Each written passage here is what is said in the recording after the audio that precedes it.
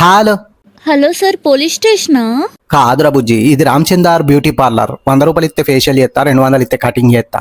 మరి 300 ఇస్తే? మూతి మీద గుద్దుతా, గుద్దుమంటావా? వద్దు సార్. మరి ఎవరనుకున్నావు నన్ను? SI Ramachandar IPS. ఏమై చెప్. సార్, ఓమ్మా ఓమైందిరా, నా చక్కెర బొండను ఓలు కొట్టిర్రు. మా అమ్మ సార్. ఎందుకు కొట్టింది? ఇలా బట్టలు విండలేవా? పిండినా సార్. పిండేసిన బట్టలు ఎండేయలేవా? ఎండేసినా సార్. ఎండేసిన బట్టలు ఇంకా తీయలేవా? తీసేసినా సార్.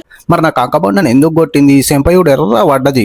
స్నానం చేయలేదని కొట్టింది సార్. అబ్బా, తానం ఎందుకు వేయలేవు బుజ్జి? 3 ముంతలు ఎత్తి మీద వారవసుకొని ముఖంకు సంతూర్ సబ్బు పెడితే తానం అయిపోతుంది, గంతే.